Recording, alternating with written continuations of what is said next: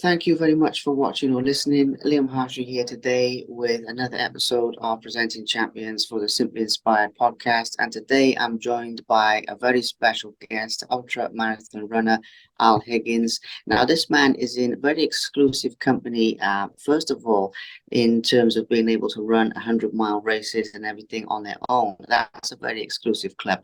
But Al is actually in an even more exclusive club today because he is also a Spartathlon finisher more than once.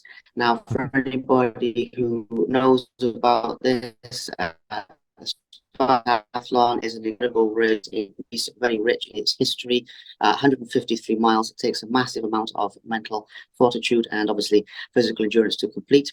But Al also has some very interesting ventures outside of ultra running as well. I've come across whiskey trading and music and some other things. So we'll be delving a little bit into that. But as always, not just talking about sports today, we'll be going deeper into the mindset that it takes to reach such a high level in one of the toughest sports in the world. Hopefully, some motivation and inspiration for our viewers. So, thank you all for listening, and I'll thank you for taking time out of your morning and everything to come on the show. Really Thanks, appreciate Liam. that, mate. Thank you. Yeah, I'm really looking forward to this. It should be fun. Yeah.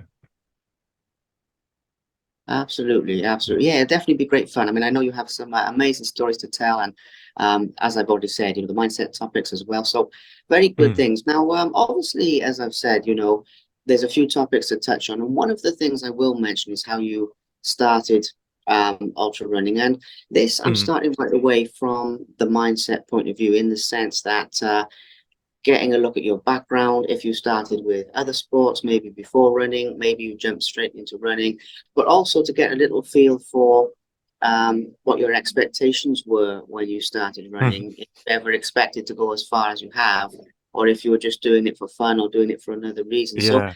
go back in time for a moment, please, and talk about.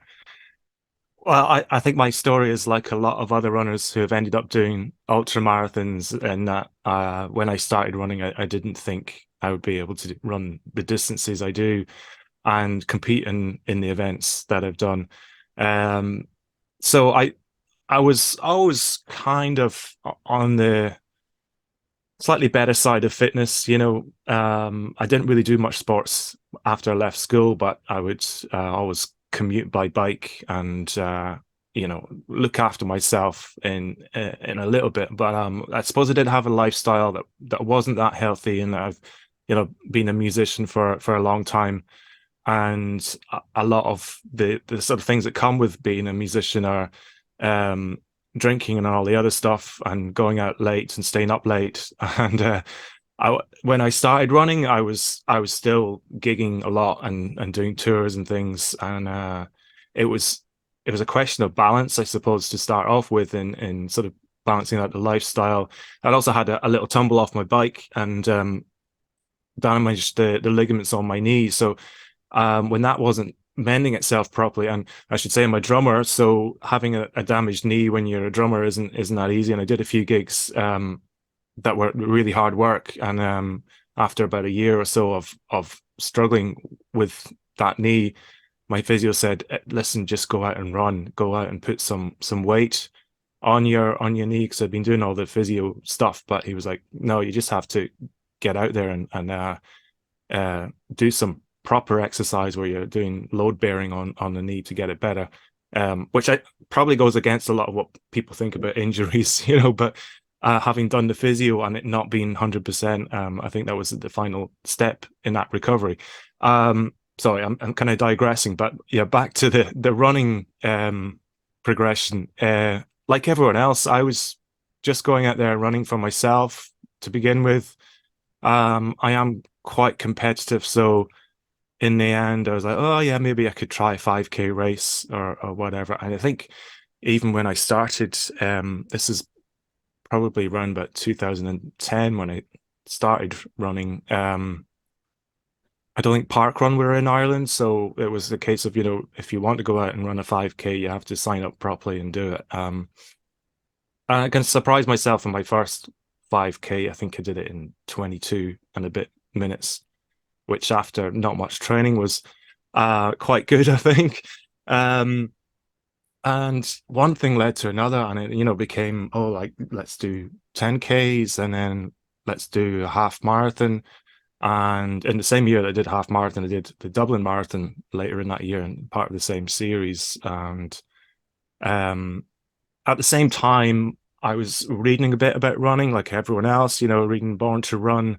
But the first book I read was Scott Jurick's own book. Obviously, he features in Born to Run, but a book called Eat and Run, where he talks about his journey into ultra marathons. And not quite like me, his sort of first running race was a 50K, which is astonishing. But it really inspired me though, hearing what Scott Jurek and his journey and his philosophy on running. He's very kind of, I suppose, spiritual person without being religious. His running is almost his religion, and he talks about the races that he's done, and in a very very sort of poetic way, almost talking about the challenges and what he goes through mentally. And what appealed to me as much about the ultramarathons was not just the physical challenge, but the mental challenge, and hearing what he put himself through mentally. So obviously, after my first marathon, I signed up for an ultra marathon, which was like 1.5 marathon distance, and managed to finish that under 5 hours. So I was like, okay, maybe I should actually start training a little bit. And it progressed from there. It wasn't really until I suppose about 6 or 7 years into my running journey that I started training properly, and already done a few ultra marathons, and I was moving up to 100 miles, and that's when I was like, okay, yeah, you seeing what other people are doing, you really have to be focused to do these events. Once you move beyond, I think, 50 kilometers and marathons, you really have to have focus and dial in the mileage, go out every day, no matter what the weather. And that's what led me to do all the other races. It started off at 100 miles and then moved up, and sooner or later ended up doing 24 hours and Spartathlon and things like that. Wow. What an amazing journey. I mean, I love that. I love the context that you've given people. There's already Mm. some great life lessons contained in what you've said there, even with the knee injury and everything, and how you've recovered and bounced back from that. There's a lot of things. I'll come back to the music shortly as well, because that Yeah. deserves mention. But before we do, in terms of the 100 miles, or basically, saying that, anything ultra really, because you mentioned starting off with shorter ultras, then 100 miles, then Spartathlon. Do you know how many you've done altogether that would be regarded as ultra, or in some form, Uh, or you lost I track of it? I have lost track, and I was thinking about this the other day, and I was thinking I have to kind of really write everything down. I think I might have an old Google spreadsheet somewhere that I started at one point and tried to write down anything that was marathon or beyond that I'd done. Um, but at this stage, I mean, I wouldn't run as many ultras and marathons as some people. I see people out there who are running one every couple of weeks, and I'm like, how the hell do they do that? Um, but I suppose it's all about how much you put into it. Some people are kind of plodders, other people are racers. And I like to think when things go well, I'm a racer, so the there's a bit more recovery time involved in that. But I mean, I have no idea. Like it's probably over 50, a bit less than 100, in terms of what I've done. But I mean, yeah, I'd have to look at it.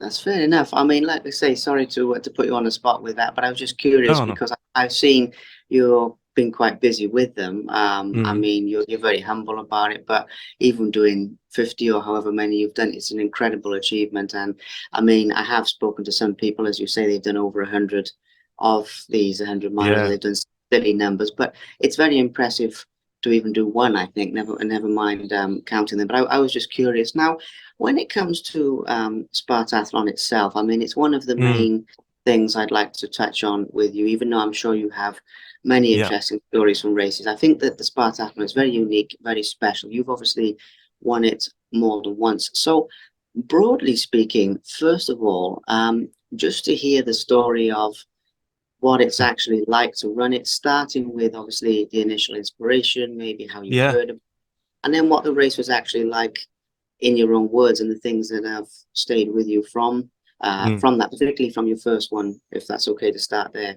Yeah.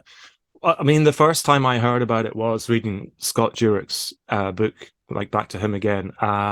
But when I read that book, I really wanted to do Badwater ultramarathon, which is a comparable race to Spartathlon. You know, Badwater's very hot. It's kind of run through what's pretty much desert.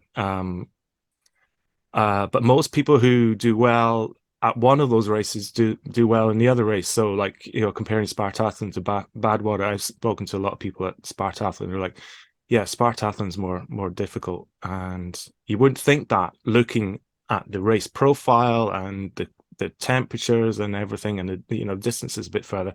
But the original race was run in the 1980s, and it was some RAF crew from New Zealand and the UK were inspired after hearing about Herodotus and his writings on Pheidippides or Pheidippides, if you're Greek, and his run was apparently made from Athens to Sparta in the space of 36 hours, and he was running to Sparta to try and get them to join in the Athenians in fighting off the Persians.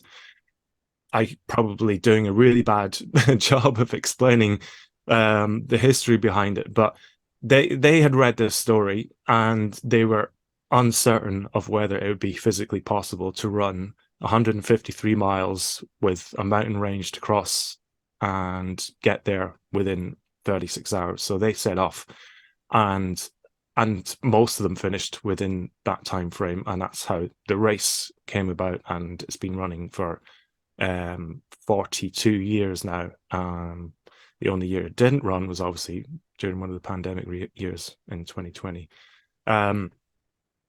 So I like a lot of ultra runners was like, oh, like I'd love to do that one day. And there are two ways you can get into the race. You can run a standard qualifying time and get in, which I think is something like a 100-mile race in about 17 hours, I think, or 17 and a bit, or maybe possibly 18 hours.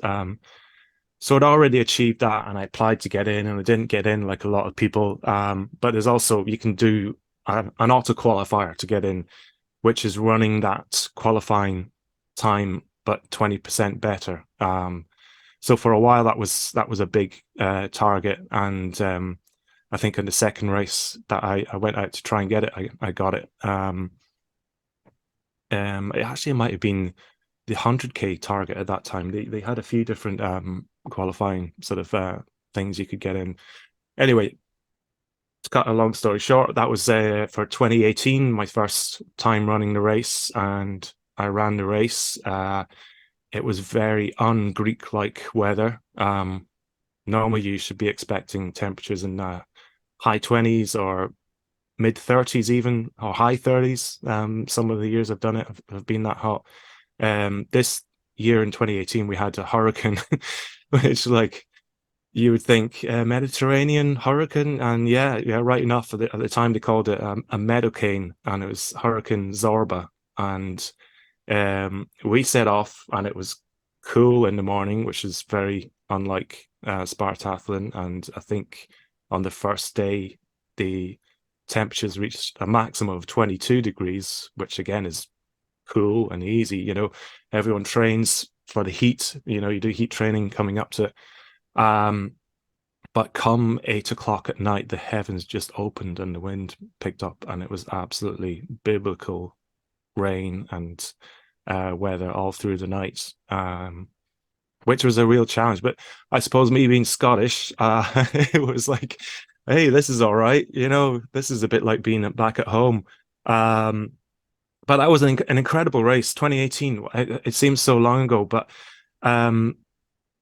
every race has an incredible amount of challenges, and Spartathlon has this all the way through the race. You're constantly just thinking about, how am I going to get to the next checkpoint, and sort myself out, whatever it is. It could just be a niggle, or it could be heat exhaustion, or stomach cramps, which I've had in the last few years. But in 2018, it was actually just trying to keep warm, because even though there were warnings before the race, it was colder and wetter than we all thought it would be. So I had a flimsy little runner's jacket, which was just like a wind cheater, and that was the only layer I had for most of the race, and a bunch of buffs and hats. And I ended up having buffs over my head, like a balaclava, and a hat on top of that. And um, yeah, I think I had these arm warmers. I'm just about to go out for a run, so I've got arm warmers on. It's a bit chilly here, but I think I had these arm warmers on underneath the jacket and a t-shirt, and that was it. And that race, all through the night, I ended up running as fast as I had pretty much at the beginning, because I had to keep myself warm. And it was like the mental process was like, don't stop running, just don't stop, because you'll get cold. And anyone who's running an ultra marathon through the night will know, if you stop and it's cold, you can't get going again. It's really, really hard just to get your legs moving, but you can, hypothermia can set in really quickly. And that's what happened to a lot of people in that race at a place called Mountain Base, which is the last base before you climb over the top of this mountain. In reality, you've done most of the climbing by the time you get there, but it's a kind of off-road trail section after Mountain Base. So that was the rest of my race, just running as fast as I could to keep warm. And sun came up when I was about 2 hours or so away from the finish, and things improved a little bit. And I was like, okay, yeah, still raining really hard, but the sun came up, and that put a smile on my face. And yeah, such a challenge. After I finished that race, which I was amazed at finishing where I did. I finished 10th in my first attempt at Spartathlon, which I would be happy with any time. Any year on it, I'd be happy with 10th position. But I think the conditions really took their toll on a lot of people that year. But after I finished, oh God, you should have seen the weather then. That's when the hurricane really hit. And there is some footage online. If you can Google Spartathlon 2018 finish line, and you'll see the hurricane hitting. I was in a medical tent, and it was literally half an hour after I crossed the finish line. It was like revealing a hole to the depths of hell or whatever. Just this wind and rain, which is, yeah, incredible. Seeing the people come in later on in that race was just insane. So that was 2018. I was back in 2019, and that was a whole different classic Spartathlon weather, whole different bunch of challenges. That time it was keeping cool and keeping the calories coming in at the right rates, and I really cracked it that year. That's the most successful year I've had. And it was just such a joy. Sometimes ultra marathons are a real slog, obviously, and I mean, I'm not going to say any of them are easy, but 2019 was just a joy all the way. I was running with a British runner called Ian Hammett for a lot of it, and the two of us just really kept our spirits up through that race. And after about 120 kilometers in, we just started passing people. More and more people were just passing them, and just running without even thinking about it, just talking and having a great time. And I kind of dropped him about 140k, and went on and passed even more people, and ran through the night really well. I was having this great battle with a guy from Hungary called Simonil Balas, I think his name is. And he was having a great year. This is the best year he'd ever had in Spartathlon. And every time I came into an aid station, he'd either be in front of me or behind me, and we'd kind of leapfrog each other. So one aid station, I'd come in, get a quick bite to eat and a quick drink of water, and off. And then next one, he'd run right past me, or whatever, and we just tit for tat. We got to a major aid station, and he sat down and asked for soup. And I was like, oh my God, he asked for soup and he sat down. It was like, I was off like a rocket. And that was the end of that. So I finished fourth that year, which was incredible. And I still unsure how I managed to do that. in a race like Spartathlon because it's such a hard race. And 2019 compared to the years I've run it since, it seemed a lot easier. Every year since then, it's been a lot harder. Maybe that's just me getting older, but yeah, it's one of these races that it just throws up something at you every year because it's so long and there's so many challenges along the way. Wow, that's an incredible description. Mm. I love that. I mean, it's a very vivid.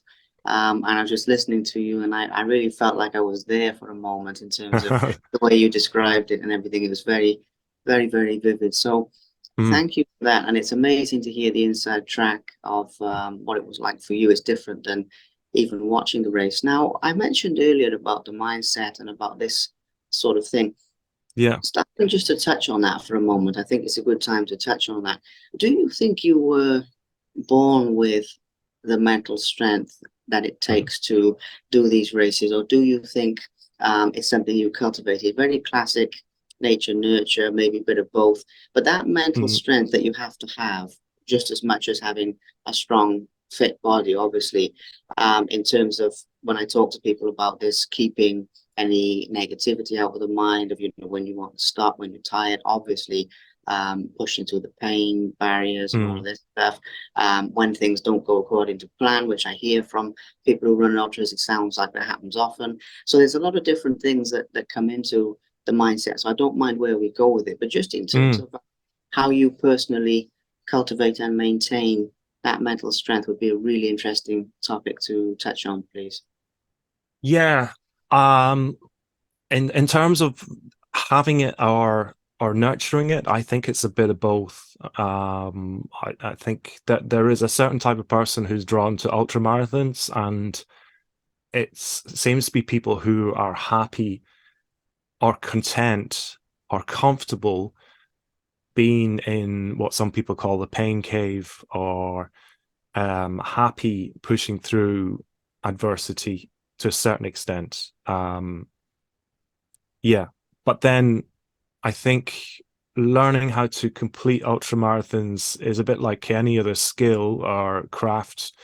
You have to have a sort of mental toolbox and adapt that and add different things to it along the way. Um, I mean, it's a bit like, I've played drums in a band for a long time, and it's a bit like I always said, like, getting ready for a big race is like getting ready for say like a festival headline slot or something like that, or playing on a big stage at a festival, in that you have to be prepared and to think about what can go wrong, and mentally preparing to get through a lot of those things. And I mean, when you're a band and you're playing on a big stage in front of people, you there is no stopping. There's no turning back. If something goes wrong, you just deal with it and get on with it. You don't stop a song because you know someone's amp isn't working, or cymbals falling off its stand and things like that.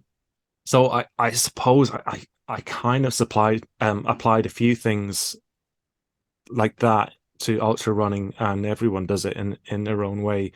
Um, in terms of dealing with adversity, I mean, I don't have all the answers because I DNF. I've had races where I've I've tried and I've had negativity, and you know feeling despondent, and all is lost and nothing is going right. And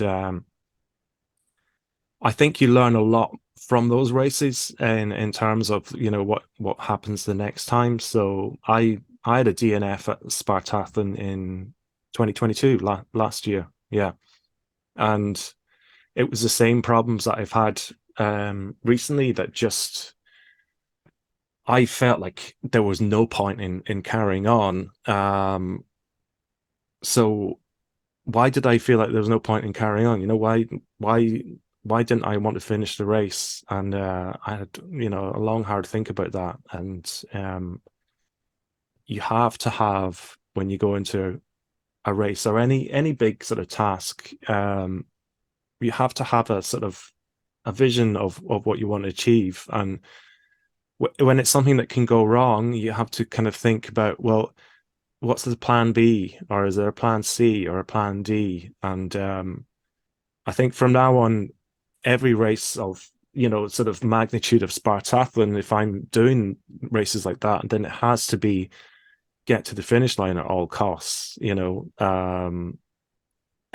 is no giving up. I like to think I'd be thinking like that, but you attach different gravity to different races. So if I was out doing an ad hoc 50K race that wasn't really part of my running calendar and things started going wrong, then yeah, I'm probably quite likely to DNF a race like that, where I would be thinking, oh, if I just drop at 30K because things aren't going well, then I can get right back into training again on Monday, and I'm not going to be wasting all this energy on a race that will give me a bad result. So there's that kind of mentality as well. I mean, there's it's a really hard and complicated question to answer, because I mean, there's the whole training aspect of it as well, and it's like, what is your motivation for training, and what what is your training ultimately for, and what are your goals? So um, I think a lot of people need a goal, needs something to aim for, and I'm a bit of a lost soul if I don't have races lined up and I haven't signed up for anything, even though I'm mentally thinking, oh, I'm going to do this, I'm going to do that. If I haven't actually paid the race fee and got the email back from them, then I do find it hard to motivate myself. So um, in terms of training as well, it's just like it becomes a habit, fortunately for me, and it becomes something that I have to do every day. And I become grouchy and grumpy if I haven't, you know, got a run in by dinner time, um, and it'll still go out. If events have conspired against me with the family and work and everything, I'll still go out 8 p.m. with the head torch on and get the run done. But I'll be grumpy all day because I haven't got it in the morning. Sorry, I'm kind of digressing. That's not really answering your question.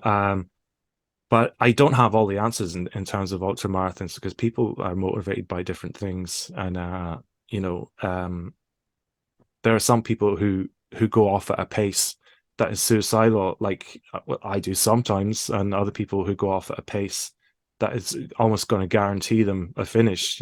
So um, in terms of racing, there's a high stakes approach to try and run these races fast, because there's more likelihood of things going wrong, and I see that with a lot of the elite athletes. Spartathlon has a bit of a reputation for being a giant killer. A lot of top-notch American runners have come over and failed at Spartathlon.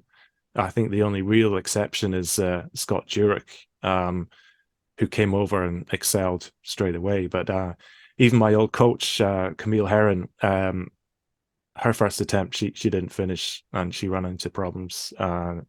She nailed it this year, though. Absolutely nailed it. And yeah, a world-class performance this year, which was inspiring to see.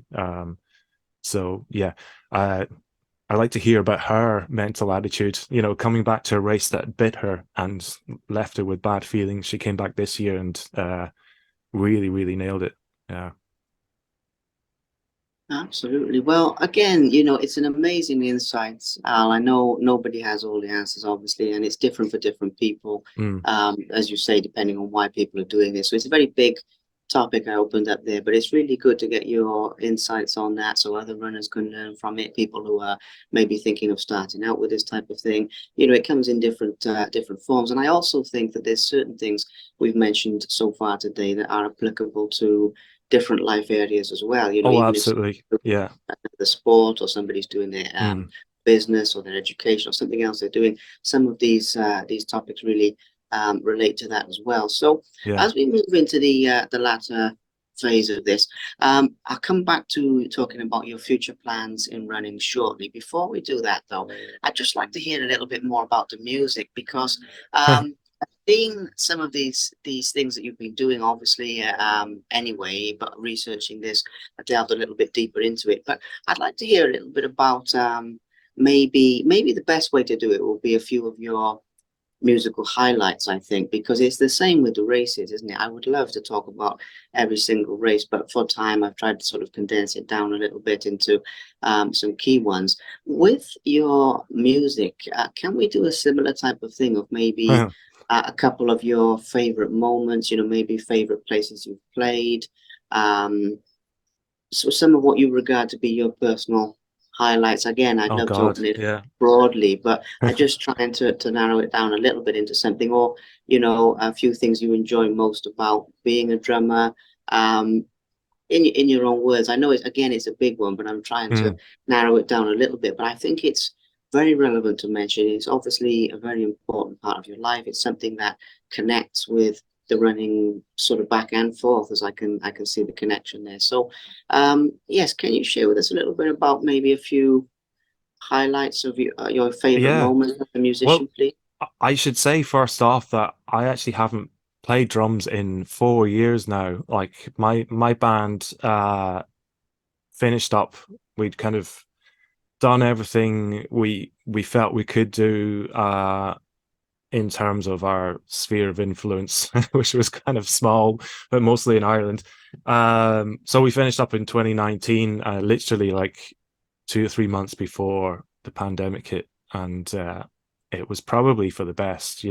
If we'd kind of tried to carry on through the pandemic, we would have split up anyway. But it was fairly amicable, and we're still friends and everything.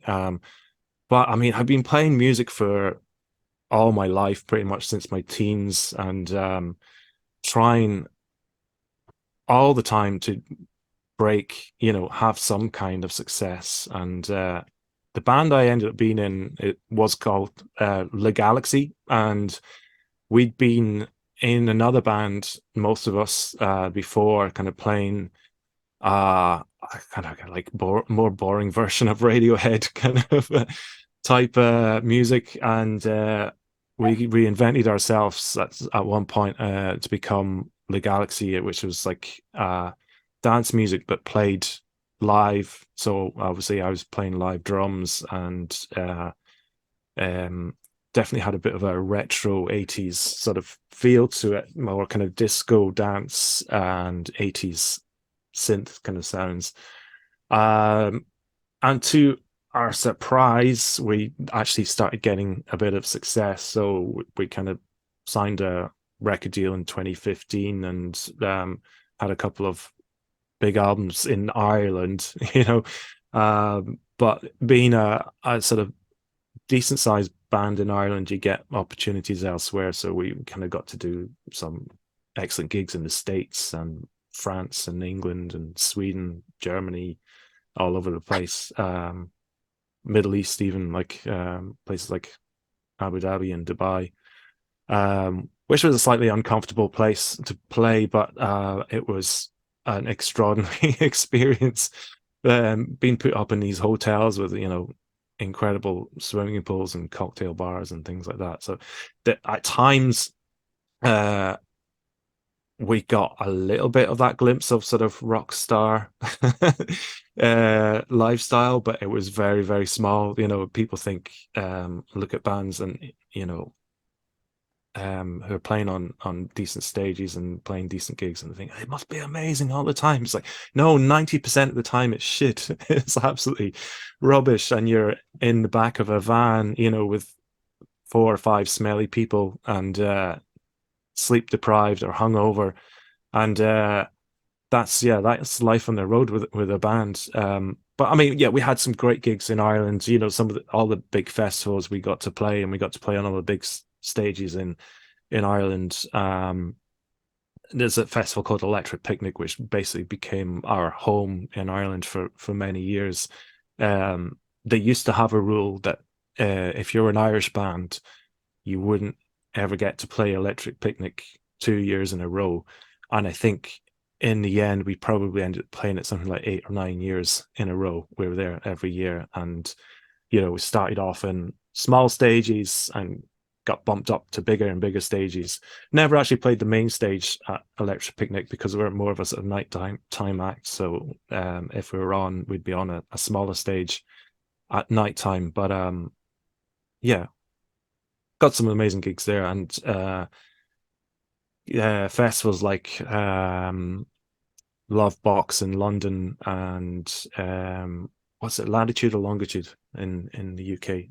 I think it's Latitude in the UK. There's a sister festival to that called Longitude in Ireland, and that was probably our biggest gig in terms of numbers. I'd say there'll be about 10,000 people there watching us at that one. But that was it. You know, we got to play some amazing gigs overseas. Actually, our first ever gig overseas was a good one to talk about, because we just started out and we'd been playing maybe a year at the most, and we were doing the series of these late night gigs in a bar in Dublin called Whelan's, and Whelan's is like an institution. It's like a bit like the King Tut's in Glasgow, is a kind of good comparison, I suppose, or some of the bars in Camden in London would be comparable. But we were playing these late night gigs up in Whelan's, and a friend brought along this band from Sweden to come and see us, and the band was called I'm From Barcelona, who had a couple of hit singles in the sort of early 2000s or mid 2000s, 2010s, something like that. And they said to us after this gig, "Wow, that was amazing! You guys were great. Do you want to come and play our festival in Sweden?" And we're like, "Yeah, sure." You know, that's going to happen. And yeah, sure enough, like the next day we got an email or a phone call from them and said, "Right, okay, so the festival is this date and this date." And it's like, "You have to come over." So that was our first glint of like, wow, you know, we could actually go and play gigs outside of Ireland and play gig, you know, festivals and stuff. And yeah, that was it. I mean, being in a band isn't all it's cracked up to be, I have to say. You know, there's a lot of bullshit to deal with, especially when you end up having managers and agents and publishers and record labels. Yeah, there was a lot of hard stuff to contend with, and a lot of disappointment when you're dealing with people who promise you a lot of things and then they never happen. And yeah, slightly sort of bittersweet experience in that, you know, when you have a big record deal and they promise everything, you know. Fortunately, we had very good lawyers. That was the one positive sort of experience, in that we lawyered up right from the start, and we made sure we got the right kind of record deal and publishing deal and everything. So we were able to walk away when things kind of weren't going great. We were able to walk away without any debts of our own, you know. But I mean, I just still love playing. I haven't, you know, I said I haven't played drums in 4 years, but I'm going to book a rehearsal this week and go and play the drums for the first time in a long time. In the meantime, we've been playing, you know, guitar and a bit of keyboards at home, you know, pick up the guitar every day at nighttime when everyone else is asleep. So yeah, hopefully I'll get back into the music, you know. I'd love to play drums in some capacity. But I'm old now, you know, I'm over 50 now. So I'm not like, you know, the young kids playing music. There's an incredible sort of whole rake of new bands coming out of Ireland that are just inspiring, you know, so many good musicians and acts. It's just like insane. So yeah, hopefully I get to play a bit of music, even if it's just to the kids and the family, you know. Well, I'm sure you will. I'm sure you will, and it's never too late for these things. I mean, that is something that I have to put in there. Amazing Mm, experiences. Thank you for sharing it. Last question, because mm, I'm gonna have to shoot off fairly yeah. soon. And I'm sorry about that because I usually give these a little bit longer. But if we can wrap up with your future plans as an ultra runner and where you'd like to go from here in terms of if there's certain races you have your eye on, you know, going back to Spartathlon, if there's something Mm. else. I mean, you said earlier about Badwater, and you said about different things, and it sounds like you have your eye on certain races. So, if there's anything specific you'd like to share where people listening to this can expect to see you next. That would be great to close up with that one. Yeah, like I kind of said about the goals and everything earlier on. I haven't actually signed up to many races for next year yet. The first one I'm doing is a race called Across the Years Ireland. So and some people will know there's an American version. So this is a race at New Year's Eve, and it runs into New Year's Day, and there are several options there. I still haven't decided exactly what I'm going to do at that. I did the 24-hour version last year. And this year, I'm thinking I'm probably just going to do 6 hours or 100 kilometers at that one. And that would be a warm up for the Irish 50K Championships in February, which I really want to give a good go at this year, especially now that I'm over 50, so I'm in a new age category. So yeah, the whole mindset has changed now because I've reached the age of 50, and I'm probably not getting any faster, but I've got a good coach now, and he is getting a bit of speed back into my legs. But I'm kind of thinking, well, it would be good to get some age category sort of results. Things are changing all the time.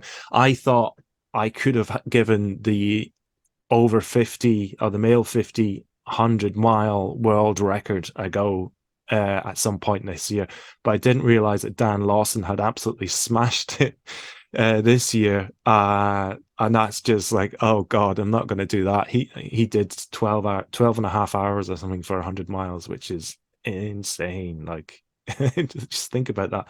100 miles in 12 and a half hours. It's just mind-boggling.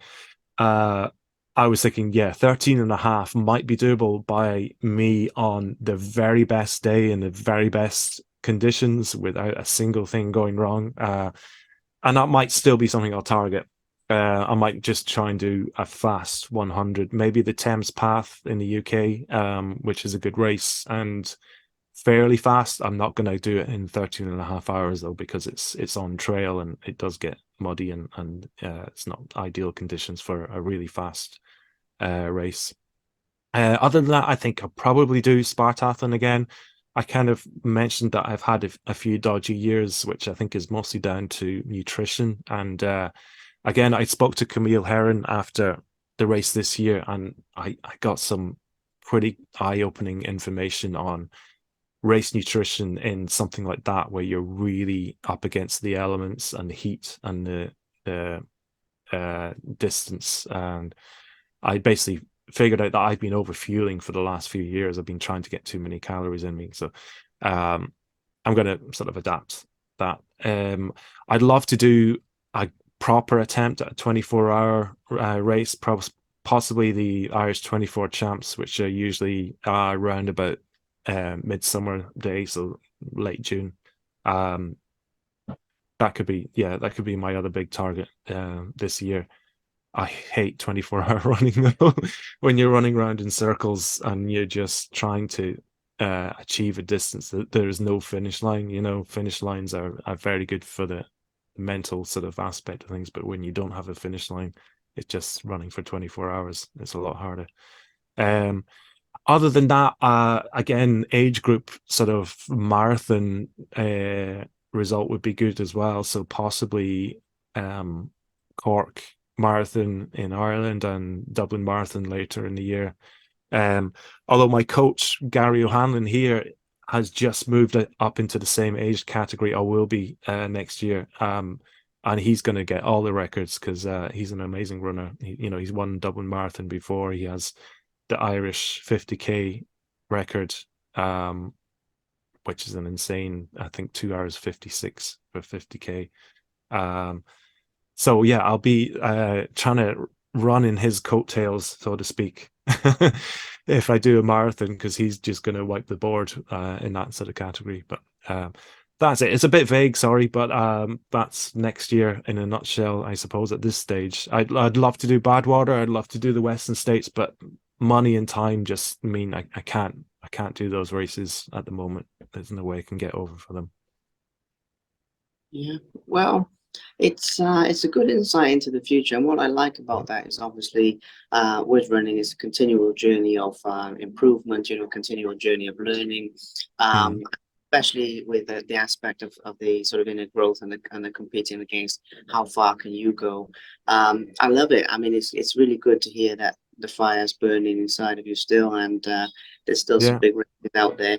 Um, I appreciate your time today, Al, first of all, but more importantly than that, I appreciate you being an open book about these things, because when I came into this, I had sort of two aims, which was, some fun stories from your runs, and then some of the deeper side of things with the mindset and what it takes to get to where you are. And we've talked about those and covered those and then some. Mm. So it's been absolutely fantastic, and I really appreciate as I've already mentioned, your time, but also your openness with everything that you've shared today. I really, really Well, appreciate thanks, that. Liam. It's been a pleasure, and yeah, I love talking about running, as you can tell. So, it's been great fun. So yeah, thanks for having me.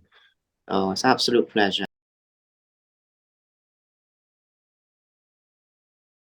Thank you very much for watching. Please subscribe to the Simply Inspired YouTube channel, and there'll be more videos coming soon.